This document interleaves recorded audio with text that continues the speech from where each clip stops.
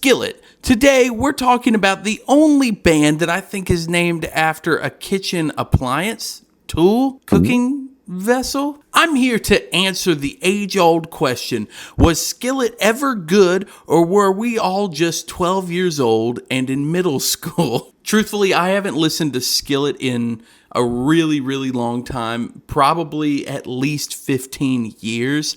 And I don't think I've ever heard any of their first albums, and I definitely haven't heard any of their albums from the last 7 years, I would estimate. I did work in a Christian bookstore, so maybe some of it got absorbed. Here's the part that makes me nervous. I have to listen to every Skillet album in order, and then I have to pick a favorite song and I have to cover it. I don't know that I'm actually capable of covering a Skillet song. It's more rock.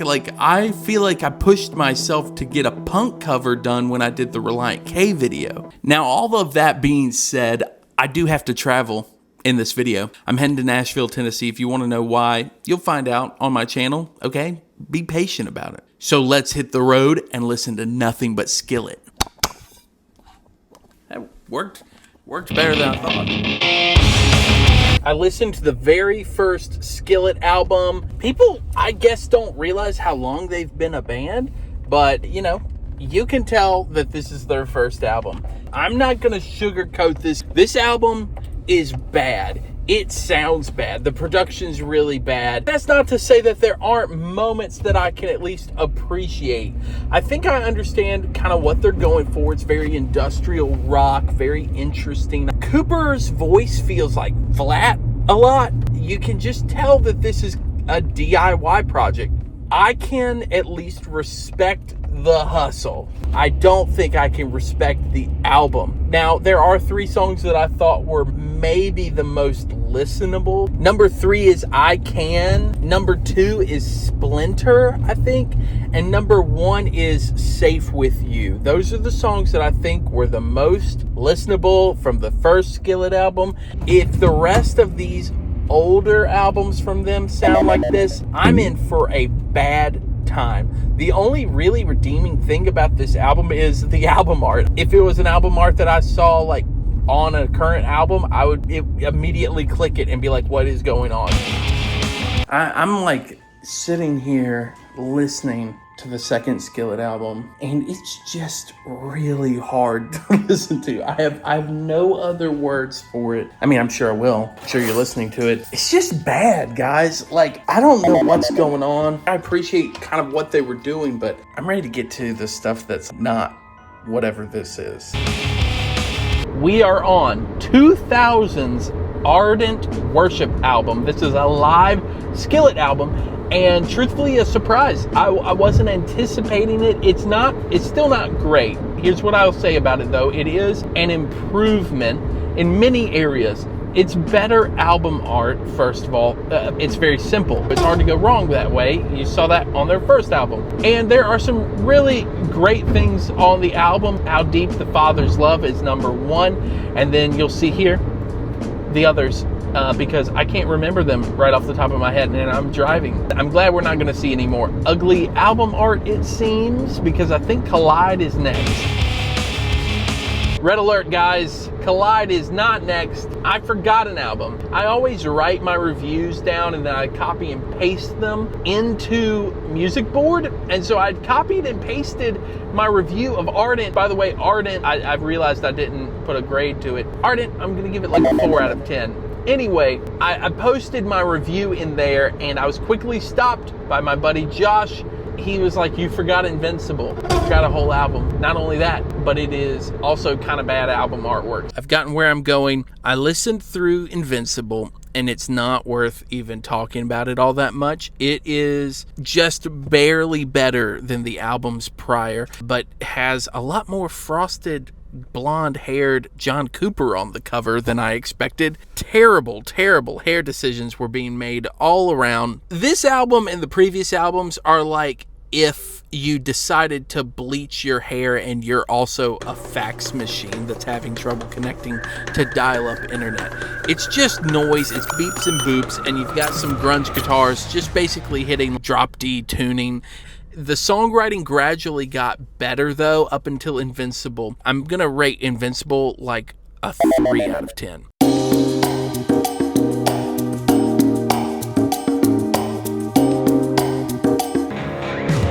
When it comes to Collide, it is significantly better. The production is kind of weak still. I just know that the production has to get better over time. That being said, Collide is a much better album, bearable to listen to. Is it perfect production? No. But are a lot of the songs really good? Yeah, they're good. I wouldn't say necessarily really good now that I'm thinking about it. Top songs from Collide. Number 3, My Obsession. Number 2 is Forsaken.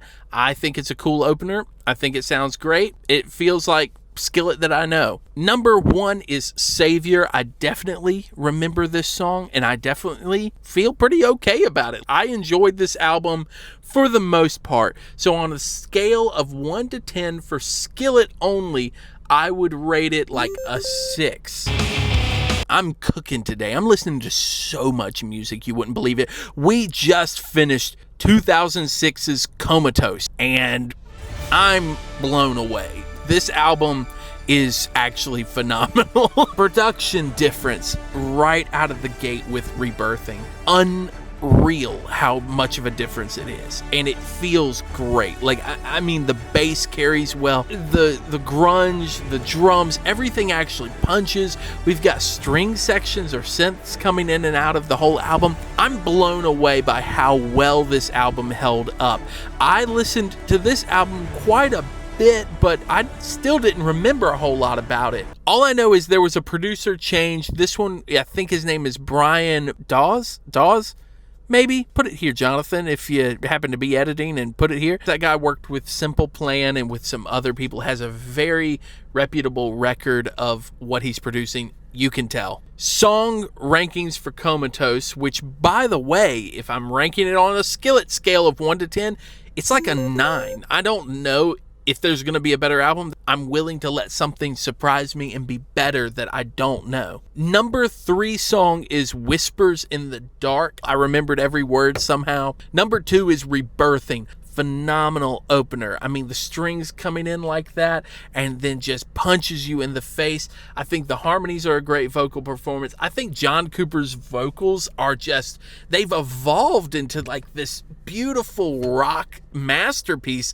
The producer either convinced him to just retake until he got perfect takes, or he just nailed this album. My favorite song on the album, it's got to be Comatose. I just don't know what else it would be. I love the way it drives. I like the lyrics of it. How does it get better than Comatose? Well, we'll probably find out when I'm in the airport tomorrow if it does or doesn't.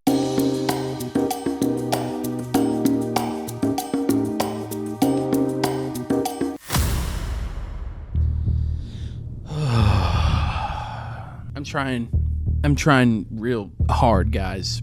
I really am. I'm back from Nashville, clearly. I listened to so much Skillet, and I listened to it in the airport. I listened to it in the terminals. I listened to it at the studio with Chris McClarney and Jesse Phillips, where we were shooting some stuff. It's a really interesting evolution of this band. Let's start with the good.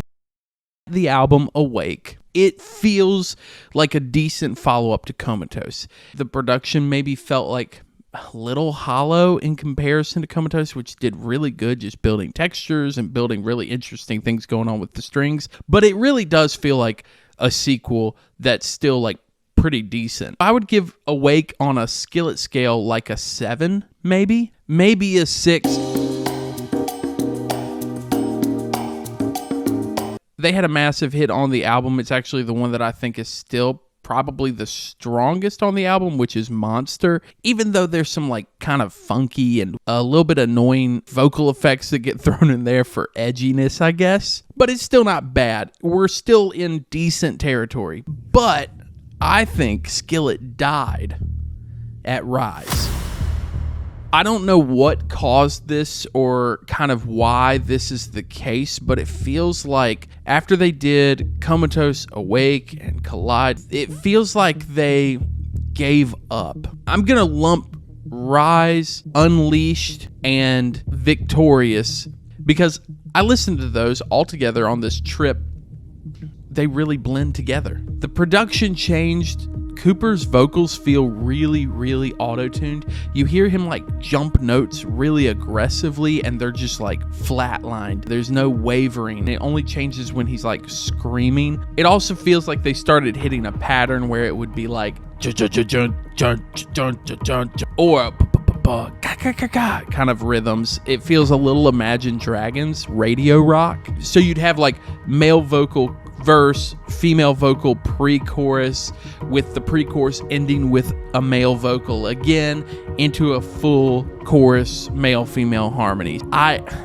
I want to put my best effort forward listening to this, and I never want to be that person that's just super, super harsh on music, but I do feel like Rise, Unleashed, and Victorious are just bad albums. I'm going to give them all a 2 out of 10. Some people really enjoy this, and that's fine. I just feel like when I'm listening to it, I'm listening to a victim-y mentality from them.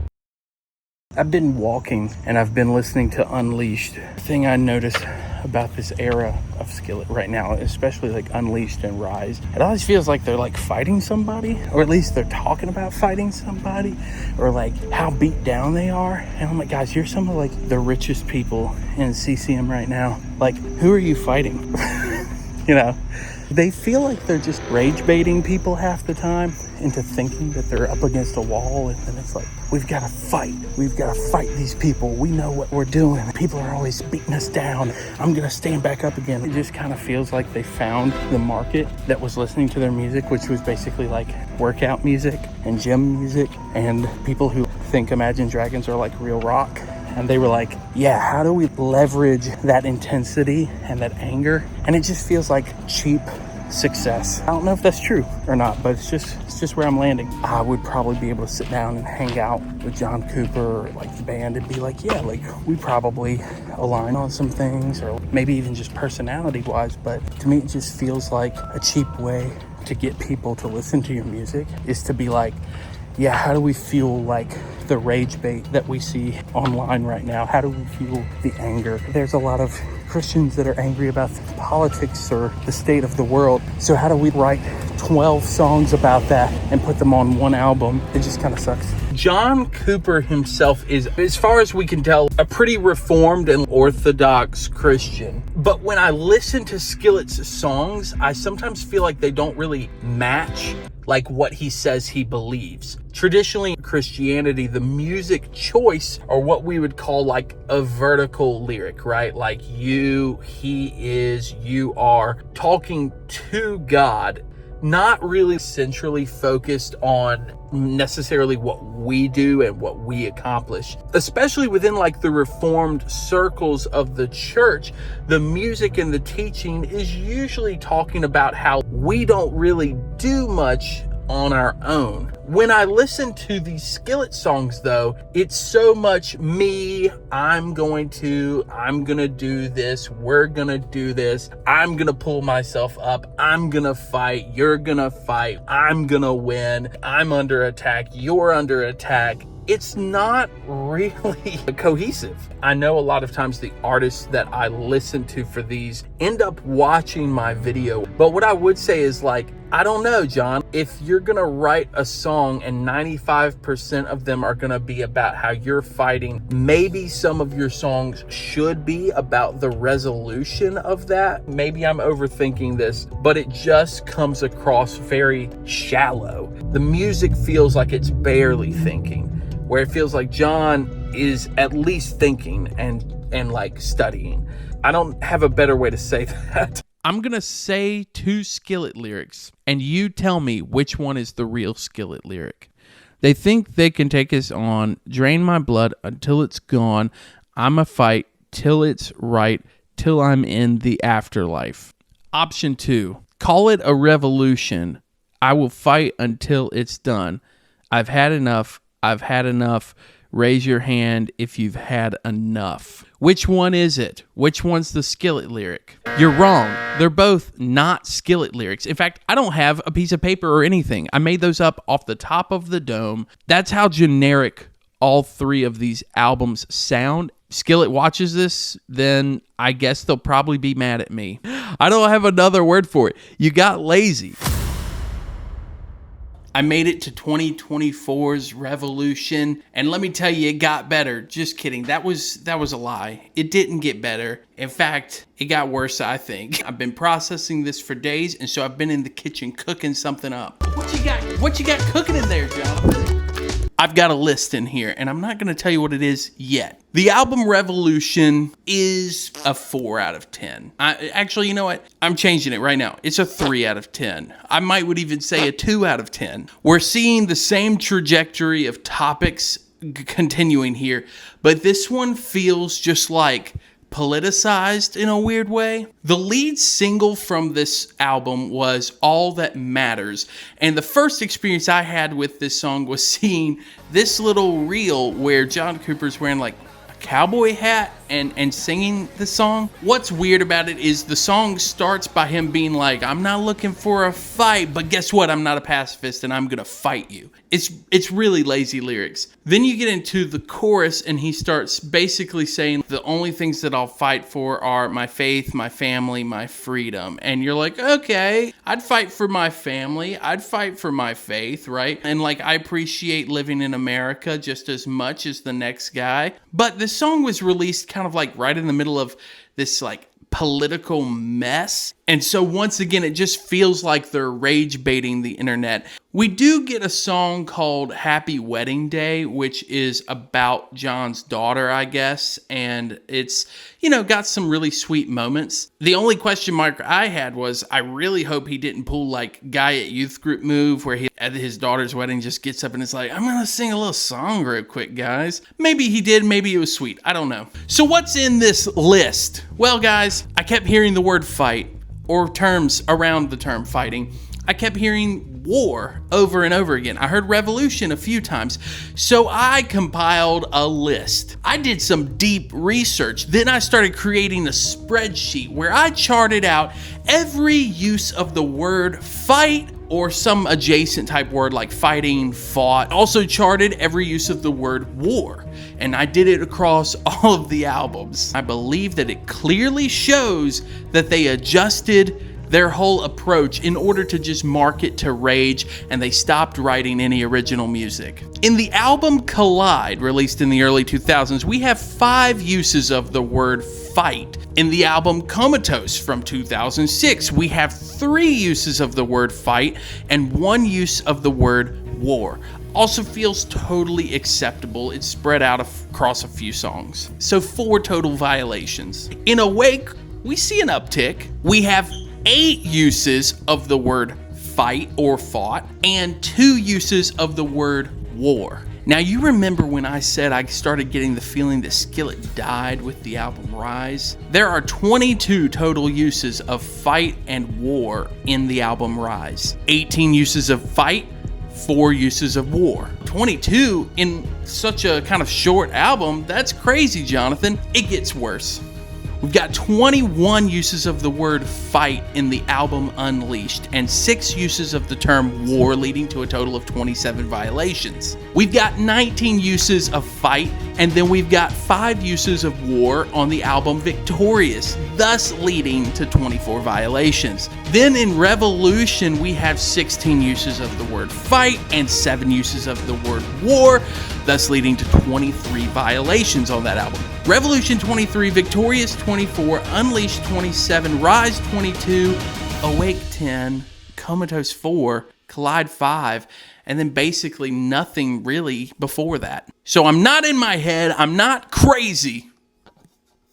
I'm not crazy. Do I have a microphone taped to a skillet? Yeah, I do. But at least I'm not using the word fight every single song, because that's telling you that pretty much all of the songs are the same topic and artistry is dead. Skillet died after Awake. So let's just wipe all the new ones off the chart. Which song am I going to cover? Here Goes Nothing.